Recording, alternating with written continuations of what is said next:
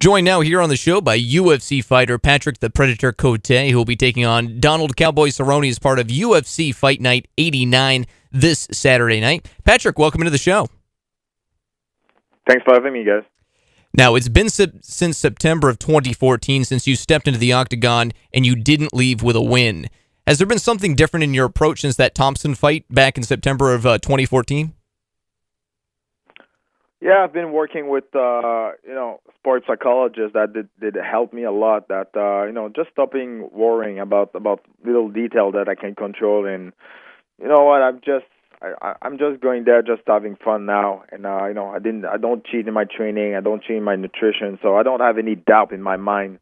So it's 10 times easier to go there and just perform without being nervous or being worried about something.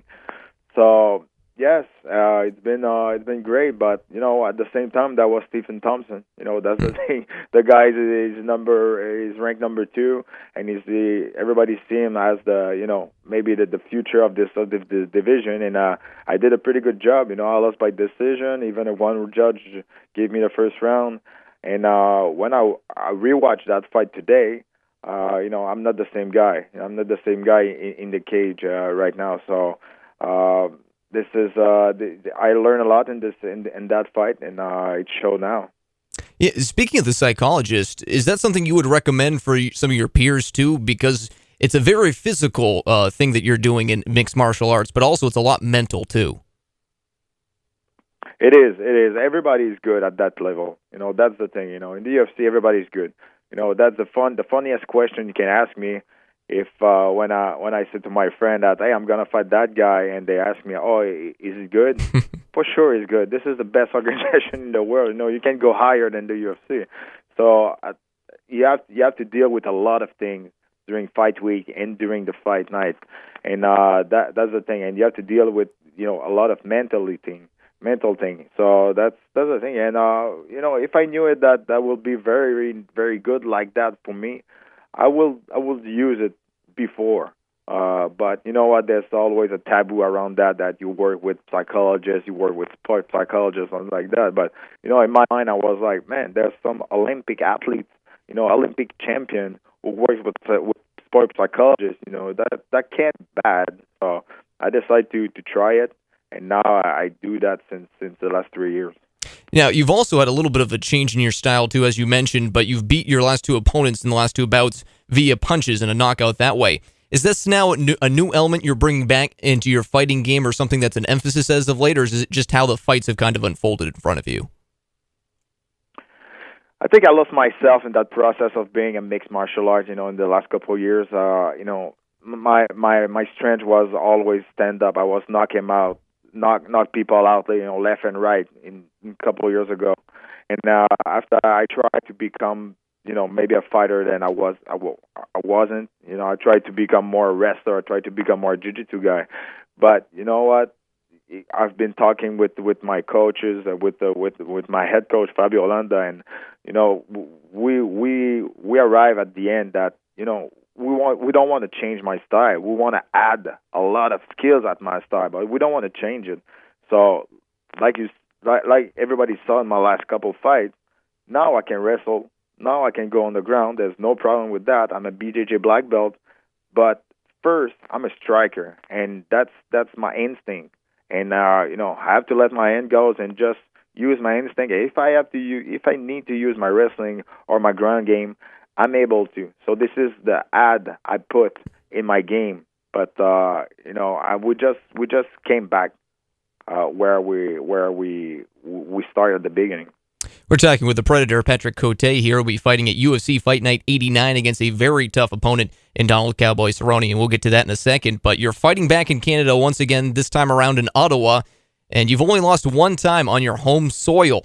Now, is having the crowd support something that means a lot to you, or is it just about going out there and going and executing the game plan whenever you step into the octagon?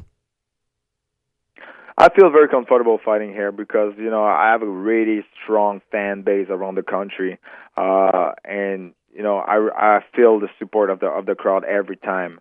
I fight in Canada. I feel very comfortable. Like you said, I'm 17-1, and the only one loss I have here, it's like in the gray zone against Alan Belcher when he did like the pile driver. But it is what it is. I like fighting here. I feel comfortable. It's close to my house. A lot of people is gonna come. A lot of friends, family. But in outside people I know that all the fans here and cheer for me. Normally Cerrone is a fan favorite. I don't think it's going to be that case on Saturday night. I think it's gonna the crowd's going to be behind me, and it's going to be very, very loud over there. Now, is there a difference between Canadian fans and fighters, do you think, compared to like American fans and fighters that you've experienced?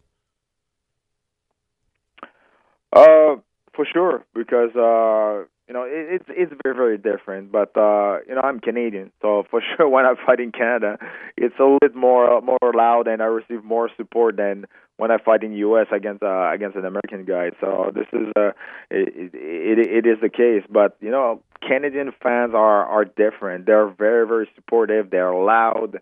And there's they're kind of freak, but in a good way. So you feel really the support of the crowd. Now, a tough opponent, as we mentioned, with Cowboy coming up this weekend, finding himself in a new weight class, also trying to fight himself after a tough loss in a championship match against Dos Anjos. What does he bring to the table that you're really preparing for and making an emphasis on in the lead up? I mean, Cerrone, everybody knows him. He's like everywhere. He's big name. He fought so many times that it's really, really easy to know his style. And I have a big advantage of any fighter in the roster.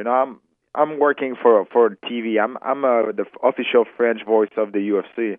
So I'm like the French Joe Rogan. So I see so many fights, and I know those guys so well that I don't really need to prepare myself mentally about a game plan or study my opponent very, very well before a fight, because I know those guys. This is what I do at my other job when I don't fight. So Cerrone, we know him. We know what he's gonna bring. We know his weakness, and we're gonna capitalize on that. And he's very well rounded. He fought the best. He beat the best.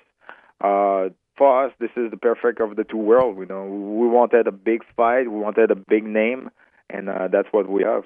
Well, you compared yourself as basically the French Joe Rogan, and Joe is one not to bite his tongue, and sometimes Cerrone can also spout off at the mouth a little bit at times. And if he were to say something, what would you respond with? Would you maybe just let your fighting do your talking for you, or would you address that?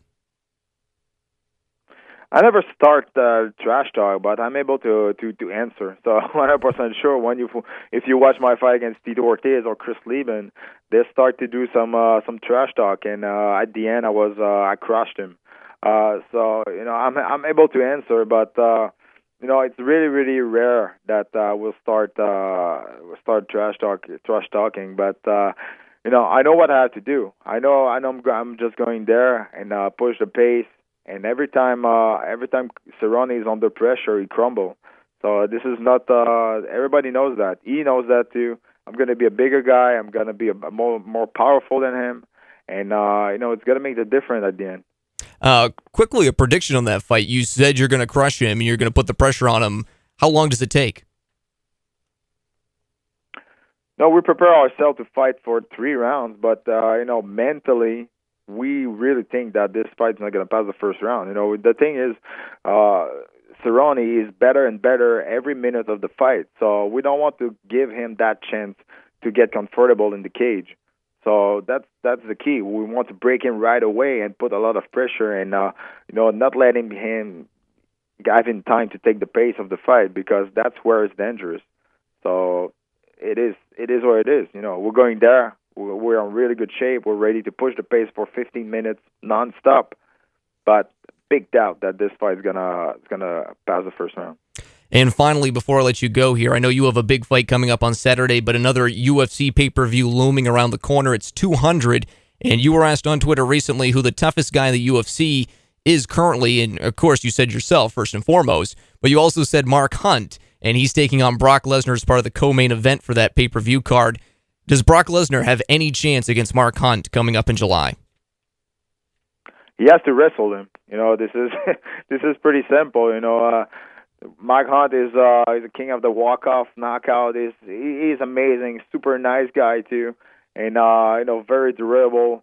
But you know, his last loss was against Stipe Miocic, and Miocic only wrestled him and ground and pound him for almost 5 rounds. So this is the key to Brock Lesnar, and Lesnar is a very, very high level wrestler, and so he has to wrestle Mike Hunt. If not, you know, Hunt's gonna have another walk-off knockout. I think so. Patrick the Predator Cote will be taking on Donald the Cowboy Cerrone coming up as part of UFC Fight Night 89 this upcoming Saturday night on Fox Sports 1. Patrick, I know we are pretty close to Canada, and there's a lot of French Canadians and a lot of French speakers here in the state, so we'll be pulling for you, and best of luck coming up this weekend. Thank you very much. Thank you. I appreciate that.